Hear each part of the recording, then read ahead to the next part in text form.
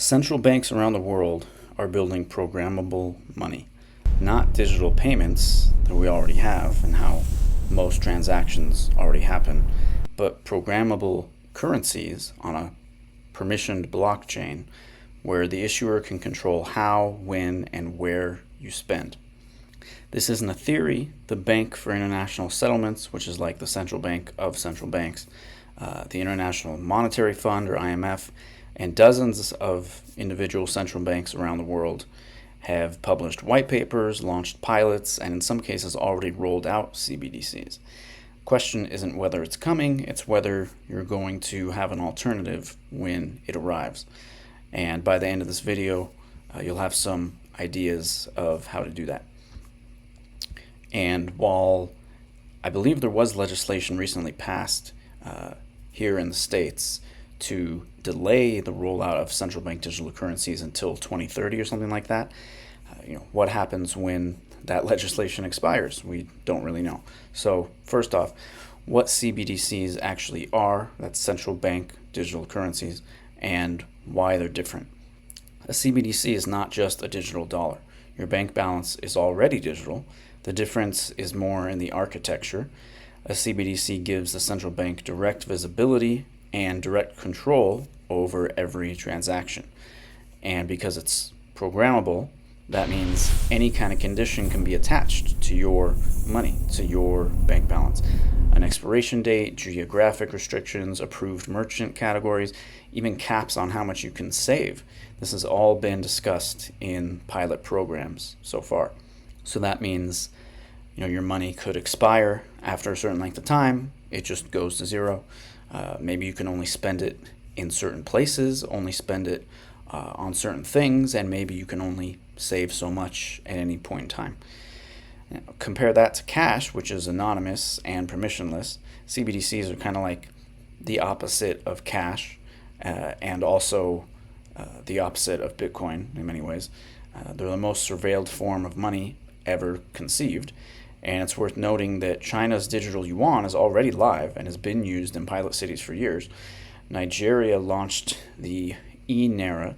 The European Central Bank is also deep into its digital euro project. So again, this is not theoretical. It's already happening in many parts of the world. And it's a big surveillance tool. Financial surveillance is already prevalent. Banks file suspicious activity reports, exchanges report to the IRS, payment processors can freeze accounts, but CBDCs take this to a different level entirely because everything will be centralized. It'd be on one chain controlled by one central party.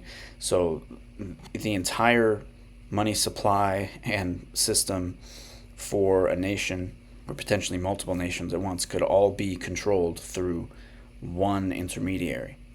So any single currency, like all the dollars, for example, and there are more countries in the world that use the dollar aside from the United States, like El Salvador, for example, they don't have their own currency. So even just it being that way, multiple countries would be under direct control and surveillance just like that. But with a CBDC, there's no intermediary to push back.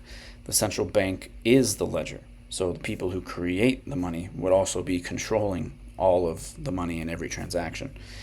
Every transaction is visible to the issuer in real time. This can create, a chilling effect on free commerce because if every purchase you make is logged and analyzed, spending itself becomes an act that can be judged, scored, and restricted. It could be combined with a social credit score like they have in China. And some people say, well, if you have nothing to hide, you have nothing to worry about. But that's never held up historically. Financial privacy isn't about hiding wrongdoing, it's about maintaining autonomy. So there's 3 layers to a sort of opt-out framework, because the question becomes, how can you prepare for that kind of future scenario? How could you opt out of it? And the goal isn't to run from the system or pretend it doesn't exist, just to make sure you have options. Layer 1 would be Bitcoin. Bitcoin's the best opt-out tool option in my opinion because it's permissionless, borderless, has a fixed supply, and operates on a decentralized network with many thousands of nodes around the world and no single point of control. Self-custody is very important here. Holding your Bitcoin on an exchange wouldn't really be opting out. It'd just be using a different intermediary, because in a world where CBDCs were the norm, it's feasible that crypto exchanges would also be under some pretty strict controls. And even today, whatever coins you have on exchange don't really belong to you, and any number of things could go wrong there. The Lightning Network makes Bitcoin practical for everyday transactions, not just savings. Fast, cheap, and becoming more private. Privacy tools like CoinJoin and PayJoin exist for those who want additional transaction privacy, although they come with trade-offs and a learning curve, and sometimes can be difficult to even use because unless there's enough people using them at the point in time where you want to use them, then it's not even going to work, because you have to have multiple people trying to coin join their transactions at once for the thing to even function. Important note, this really only works if you run your own node, or at least use a wallet that connects to a node you can trust, that you can trust. Otherwise, you're relying on someone else's infrastructure, which kind of defeats the purpose. Layer 2, physical commodities, gold and silver, really. Gold has been sound money for thousands of years, not going anywhere. Physical gold and silver held outside the banking system are invisible to digital surveillance of any kind. No counterparty risk, no digital footprint. Of course, you do have the security risk of holding it. If someone robs you, how are you going to defend against that? And then there's also the issue of if you need to sell it for liquidity, then you do come on the radar. That kind of transaction would usually be surveilled, at least if you go to your typical coin shop or bullion dealership. You could always store it with a vault, but then you have small fees that come with that, and you no longer have self-custody. Gold and Bitcoin serve different functions in this framework. Gold is more like an anchor. Bitcoin's the growth asset and the transactional layer. They complement each other, although gold has some shortcomings that Bitcoin does not, like I just mentioned, primarily in the transacting aspect and in the security aspect, because with Bitcoin you can just memorize your seed phrase or have a copy of it somewhere safe, and you don't even need to hold anything physical. Aside from that, you don't need your wallet. You can just go anywhere else in the world, get a new wallet, and back up your keys from that seed phrase. Whereas with gold, it's very hard to move with it, right? Unless you're talking about a small amount. So those are some of the biggest shortcomings of gold, even though there's nothing wrong with it. It's hard to move, the portability aspect. It's hard to store, and it's not very portable. Portability, both in terms of transacting and in just moving the supply. Layer 3, peer-to-peer commerce and encrypted communication. If the rails are surveilled, you need to find an alternative. Peer-to-peer transactions like cash or barter can bypass centralized ledgers entirely. Although with Bitcoin, it's a totally public ledger, so that's the one downside to using Bitcoin, is that unless you're talking about CoinJoin or something like that, there's not real privacy there.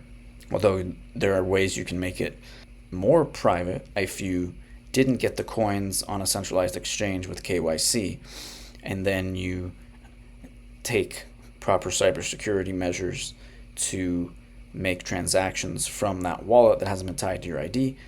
You can be effectively anonymous if you so choose. I don't do that personally because I don't see any need for it, but there are ways to do that. Maybe I'll go into more detail about that in a later video. Encrypted messaging apps, these are for coordinating commerce or anything else. Signal, for example, and other end-to-end encrypted platforms. WhatsApp is technically end-to-end encrypted, but it's got some issues, and because it's owned by Meta, it's probably not really that private. And that's pretty much it, I think, for layer 3, just encrypted communication and peer-to-peer commerce. A few objections I want to address. Some people think CBDCs will be optional. That's definitely not the case. Maybe at first it'll look like that, like it's voluntary or something. But once the infrastructure exists, there's a strong incentive to phase out cash and mandate the new system. I mean, cash usage has already declined, not because people chose to stop using it. Well, in some cases they did, but because infrastructure was built to make digital payments easier. And after 2020, you have a lot of places that just stopped accepting cash, and that continues to this day, even though it's been 6 years or so. Some people say Bitcoin's too volatile to be a safe haven, but that's typical with a young, freely traded asset with no central bank popping it up. And the volatility has been coming down over time. And over any 4-year period in its history, Bitcoin has appreciated. And you can also see it in the 200-week moving average, which has never entered a downtrend for 17 years. It only goes up. Sometimes it stays sideways, but it's always trended up. And this is not fear-mongering. Central banks talk about this themselves. There's BIS papers. The Atlantic Council has a CBDC tracker, and anyone can go read what these institutions are saying in their own words. To close out, the point of all this is not to live off the grid or become a prepper. It's more to have a plan and have a percentage of your wealth in assets that no government can program, freeze, or devalue at will. Sound money has always been the antidote to monetary abuse.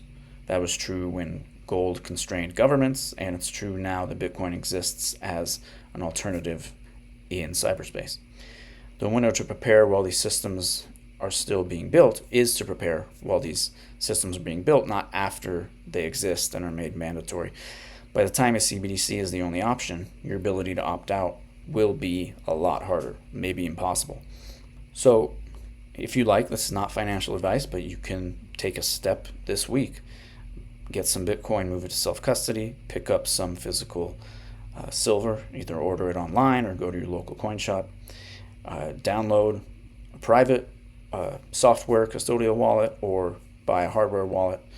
Just start somewhere. And that's going to do it for this video. Be sure to subscribe to the Hard Money Dispatch newsletter. I'll leave the link in the description, and I'll see you next time.